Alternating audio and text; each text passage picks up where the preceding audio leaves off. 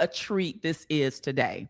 I have been following this gentleman online for a minute, and let me tell you, the work that he does, I hold so dear. I believe in it so much, and I love it so much. He is an incredible vocalist, historian. He does all of the work that I believe is so necessary for our culture, and we're going to talk all about that. Yeah. But I am so excited to introduce to some and present to others, as we say in the Black church, right? Right.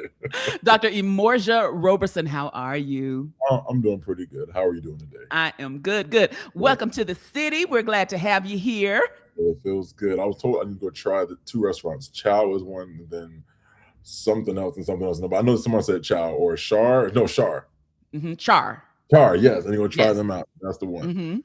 Okay, very good, very good. So, but you're here in the city for a very special event that's happening on Wednesday. So, can you tell us all about that? Yes. So basically, what I will be doing is I'm going to be setting up shop at JSU as we'll be discussing the history of gospel music. So I'm going to go anywhere from the Negro spirituals to where we are now, which is going to be a large overview. I can't get into everything because of time, but Mhm. I at least want to get to some of the deep conversation as it relates to why there were transitions in gospel and how do those transitions sound. And also, digging a little deeper, at least from what I can do at the time I have, looking at the regions and how each region has their own sound. Anywhere from the East Coast, New York, Georgia, Texas. You also have the West Coast and Chicago and Detroit. So it'll be a fun conversation. So it'll be interactive. We'll do some singing and we'll also do some learning as well. Yeah, yeah. So, like I said, guys, this is work that I hold so dear. I think it's so necessary, and we're going to talk a little bit about that. But Emorja, tell us. May I call you Emorja first of You're all? fine. So, first of all, tell us a little bit about yourself. Where first of all, how you found this work, or how this work found you, Yeah. and where I know you are currently serving as the associate professor at in Georgia at Emory. Is that correct? Well, assistant professor, almost there to associate, but yeah. Okay, okay, okay.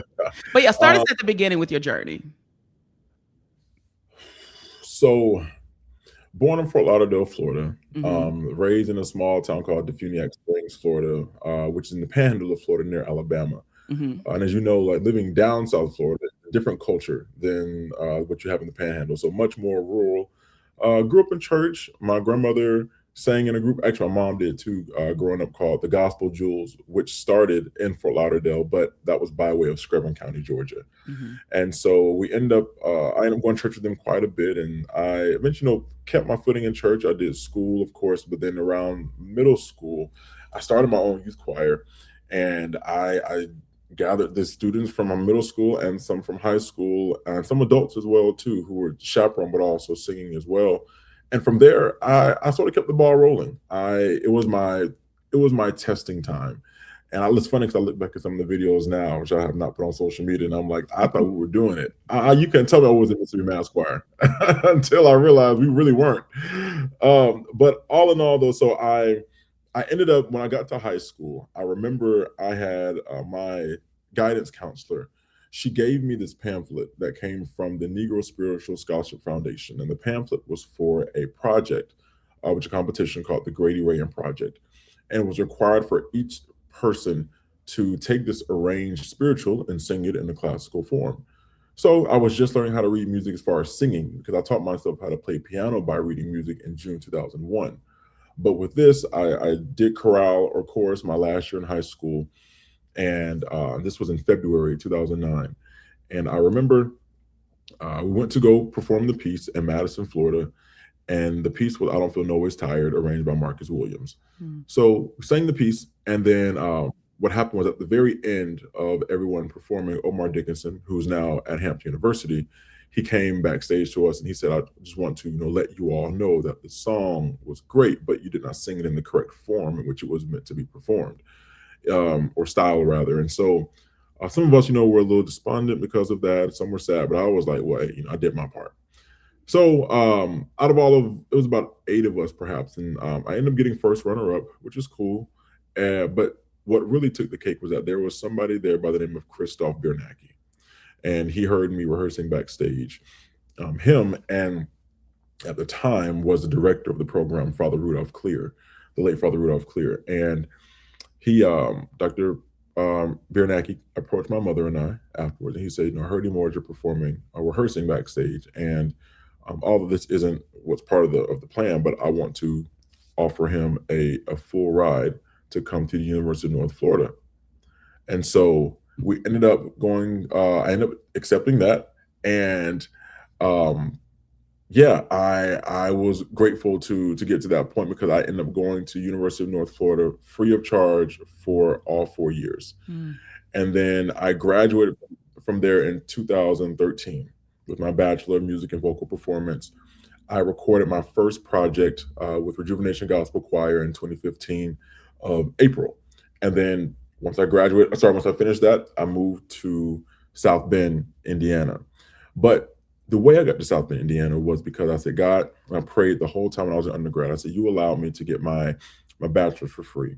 So I said, every degree I get after this, which I was determined to get my doctorate, I said, I will go to the school that will be paying me for a full ride.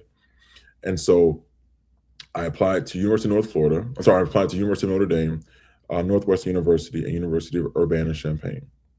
Got into all three schools, but the University of Notre Dame was the only one that was fully funded. So I said, okay, God. I went there, first African American in the program, Mm. and so yeah, so I did that, and that was for my Master of Sacred Music and Vocal Performance. I I just graduated 2017, and I was like, all right, Lord, what do I do? Because a lot of times people take a gap year, and I was like, I'm already sort of plowing through, and I don't want to take too much of a gap. So I auditioned for this one school in Wisconsin, University of Wisconsin in Madison. I remember I was there, and there was a lady who was on the panel, and she heard me singing. She said, I don't think you're ready for this yet. But the other two people, there were these two white men, they were like, and they were having this conversation with her. They're like, why not? So she had her own reasons, but they were like, nah. And so I ended up driving home from that audition, and on the drive back, which isn't normally how this would happen, but on the drive back, I ended up getting a phone call from one of the people who was spearheading the audition process, and he said, "Hey, we want you to come to our program." He said, "This is what we have going on now." He said, "The first year is fully funded, second year is half, third year, you have to find funding on your own." So I said, "Okay," and I was close to saying yes because I didn't want to take that gap year. Mhm. But my director at Notre Dame, Margot Fassler, she ended up getting wind what was going on. 'Cause I told one of my professors, I guess he had told her or whatever. And so she said, "Hey," she said, she called me to her office, and she said, I heard about, the Wisconsin deal, and I know that you love conducting just as much as you love singing. Mhm. How would you feel if you were to take a year to do some conducting work here with us? We'd pay for it. And then after that year, you would audition for the conducting program. We would have a spot for you, but of course, we need to, still make sure that you audition because that's the only Mhm. right thing to do. And so I was like, okay, cool. Um, so I auditioned, I studied, and I auditioned for the program, and I got in. And so, but during my time at Notre Dame, I was blessed to do so much. I recorded my second project in 2018. I was over the choir whenever Kathleen Battle came to to Notre Dame. I debuted Bespoken. I started a talk show called Black at Notre Dame for Black students who just didn't feel like they had a space where to be themselves. And this was on the heels of George Floyd and the pandemic as well. Mhm. Um, so Notre Dame was certainly a place and a space where I can say that I was blessed. I still am. First African American to get my doctorate in musical arts and choral conducting, Mm. and I think about the times how I almost didn't go. 'Cause I was afraid to, at one point to leave from the South, but I was like, you know what, Lord, I said, ain't no way. I said, there is no way you can bless me with this, and for me to sit in my fear and Mhm. not go. And I often wonder sometimes, like, if I would have said no, like, where would my life be? Mhm. So, in a nutshell, uh, that's how it all happened. Like, someone believed in me, and they saw that there was something that I needed. I saw that they needed that from what I had, and a lot of times, especially in the predominantly white academy, for so long they didn't really see gospel as an art worth studying. And I make it very clear in my research that there's a difference of approach. Went out. There we go. Sorry about Mhm, that. mhm, There's a difference approach and appreciation as it relates to those people who grew up in the black church singing this music, to those who are just learning it on the back end because they love how it sounds. We mm, sat with these things. We sat with our culture bears and our elders. We heard them sing these songs and bend these notes, but everything they did, it meant something. mhm, So while people may look and do, it's like a recipe.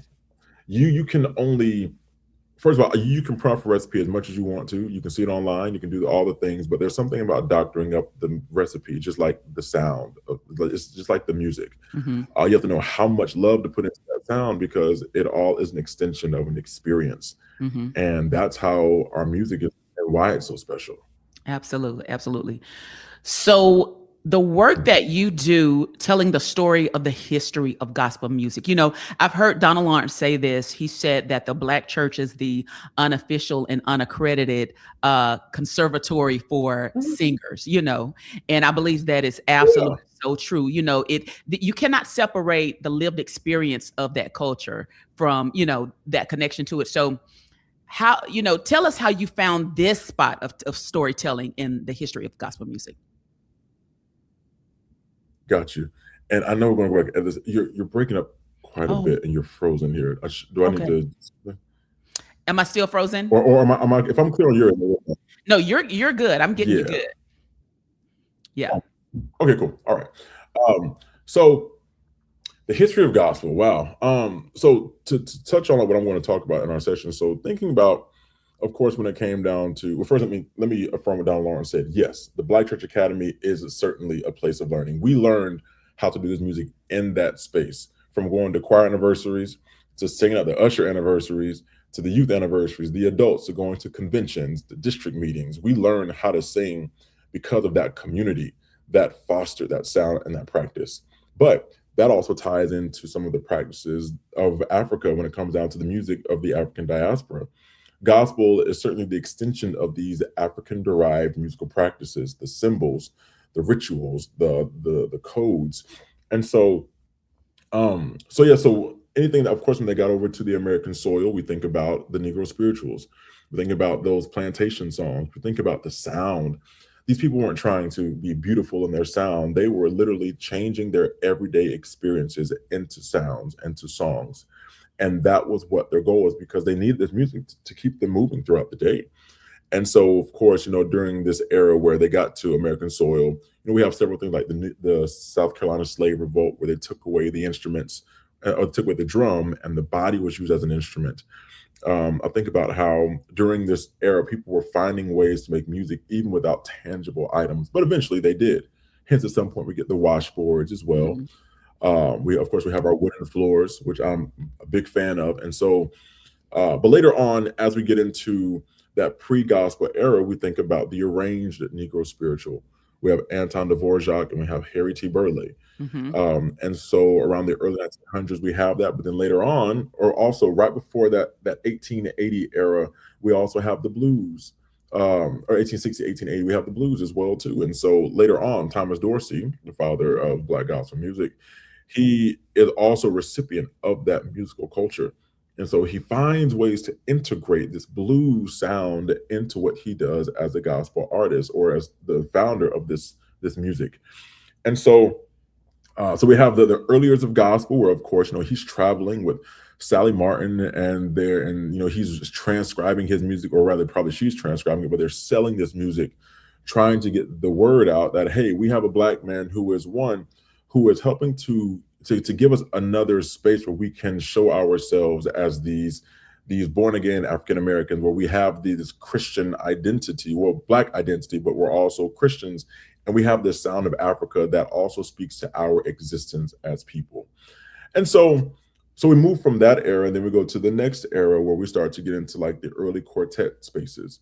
And I'll talk a little bit about that tomorrow as well too. But like, of course, you have your Philly, your the famous Davis sisters. Of course, later on you have your Dixie Hummingbirds as well. And then we move from that to the gospel, not the gospel, the gospel choir era.